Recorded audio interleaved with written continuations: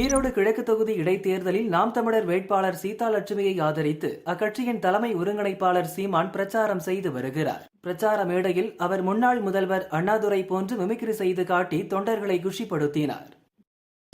வேங்கை வயல் விவகாரத்தை சிபிஐ விசாரிக்க வேண்டும். வேங்கை வயல் மக்களை தமிழக அரசு போலீசாரை ஏவி கட்டுப்படுத்துவது ஏற்புடையது அல்ல என மார்க்சிஸ்ட் கம்யூனிஸ்ட் மாநில செயலாளர் சண்முகம் கூறினார். ஈவேரா பற்றி ஆதாரம் இல்லாமல் சீமான் அருவருக்கத்தக்க வகையில் பேசி வருகிறார். தமிழ்ச் சமூகம் அவரை ஏற்றுக்கொள்ளாது என்றும் தெரிவித்தார். தங்கம் விலை தொடர்ந்து உயர்ந்து புதிய உச்சத்தை தொட்டுள்ளது. நேற்று சவரனுக்கு 960 ரூபாய் அதிகரித்த நிலையில் இன்றும் 120 ரூபாய் உயர்ந்துள்ளது. ஒரு சவரன் 61,960 ரூபாய்க்கு விற்பனை செய்யப்படுகிறது. கிராமுக்கு 15 ரூபாய் உயர்ந்து 1 கிராம் 7,745 ரூபாய்க்கு விற்பனையானது. வெள்ளி விலை மாற்றமின்றி 1 கிராம் 107 ரூபாய்க்கு விற்பனை செய்யப்படுகிறது. ISIS அமைப்பின் தமிழக தலைவர் அல்பாசித்தின் கூட்டாளிகள் மயிலாடுதுறை மாவட்டத்தில் ரகசிய சந்திப்பு நடத்திய தகவல் கிடைத்துள்ளதாக NIA அதிகாரிகள் தெரிவித்தனர். இதன் காரணமாக NIA அதிகாரிகள் மயிலாடுதுறையில் முகாமிட்டு தேடுதலில் ஈடுபட்டு வருகின்றனர். சிறப்பு எழுத்துக்களால் உருவாக்கப்பட்ட UPI பரிவர்த்தனைகள் இன்று முதல் செயல்படாது என்று அறிவிக்கப்பட்டுள்ளது. பரிவர்த்தனைகளில் நெறிமுறைகளை ஏற்படுத்தவே இத்தகைய கட்டுப்பாடுகளை விதித்துள்ளதாக நேஷனல் பேமெண்ட் கார்ப்பரேஷன் தெரிவித்துள்ளது. நெல்லை மாவட்டம் கரையிருப்பு பகுதியைச் சேர்ந்தவர் இயேசுதாஸ். திருப்பூரில் நடந்த கொலை வழக்கில் கைதான இவருக்கு ஆயுள் தண்டனை விதிக்கப்பட்டது. 2016ஆம் ஆண்டு கோவை மத்திய சிறையில் அடைக்கப்பட்டார். கடந்த மாதம் 27ஆம் தேதி சிறையில் உள்ள கழிவறைக்கு சென்றபோது மர்மமான முறையில் இறந்தார். பணியில் இருந்த துணை ஜெயிலர் உள்ளிட்ட அதிகாரிகள் சஸ்பெண்ட் செய்யப்பட்டனர். நீதிபதி கீர்த்திகா மற்றும் அதிகாரிகள் சிறைக்கு நேரில் சென்று விசாரித்தனர். வணிக பயன்பாட்டிற்கான 19 கிலோ கேஸ் சிலிண்டர் விலை 6 ரூபாய் 50 காசுகள் குறைந்து 1959 ரூபாய் 50 காசுகளுக்கு விற்பனை செய்யப்படுகிறது.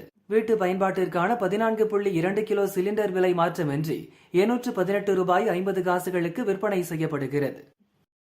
சேலம் அரசு ஹாஸ்பிட்டலின் பொது அறுவை சிகிச்சை ஆண்கள் பிரிவில் இருந்த நோயாளிகளுக்கு பணியில் இருந்த டாக்டர் ஊசி போட்டார். இதனால் 7 பேருக்கு ஒவ்வாமை ஏற்பட்டு உடல் நடுக்கம் உண்டானது. பாதிக்கப்பட்ட நோயாளிகள் உடனடியாக ICUவுக்கு மாற்றப்பட்டனர்.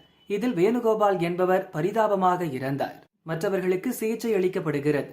இது தொடர்பாக விசாரிக்க 3 பேர் அடங்கிய சிறப்பு மருத்துவ குழு அமைக்கப்பட்டுள்ளது. சென்னையில் 1,13,000 குழந்தைகளுக்கு புதிதாக புற்றுநோய் பாதிப்பு 2022இல் கண்டறியப்பட்ட ஆய்வில் தெரியவந்துள்ளது. அவர்களில் 71% குழந்தைகள் தற்போதும் உயிருடன் உள்ளனர்.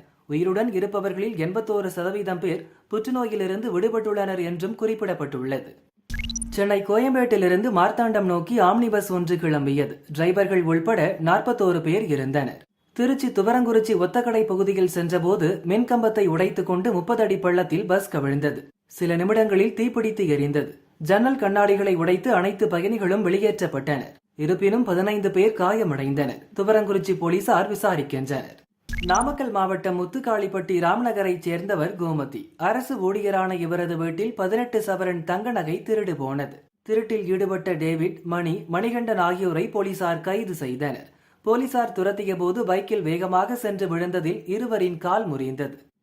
சென்னையிலிருந்து திருச்சிக்கு ஜனவரி 29இல் பல்லவன் எக்ஸ்பிரஸ் ரயிலில் பயணித்த ஓய்வு பெற்ற வங்கி அதிகாரி காசிநாதனின் சூட்கேஸை வேறு ஒருவர் மாற்றி எடுத்து சென்றார். ரயில்வே போலீசார் துரிதமாக செயல்பட்டதால் 10 லட்சம் ரூபாய் மதிப்புள்ள தங்க வைர நகைகள் உரியவருக்கு கிடைத்தது.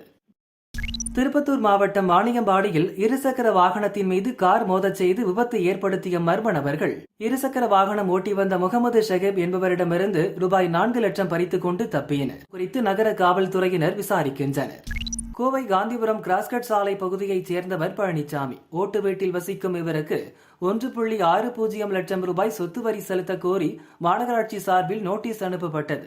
இதுபற்றி அறிந்த மாநகராட்சி கமிஷனர் சிவகுரு பிரபாகரன் வரி வசூலிப்பாளரை சஸ்பெண்ட் செய்ய உத்தரவிட்டார். அதன்படி வரி வசூலிப்பாளர் ஜெயகிருஷ்ணன் சஸ்பெண்ட் செய்யப்பட்டார். மேலும் 2 பேருக்கு விளக்கம் கேட்டு நோட்டீஸ் அனுப்பப்பட்டது.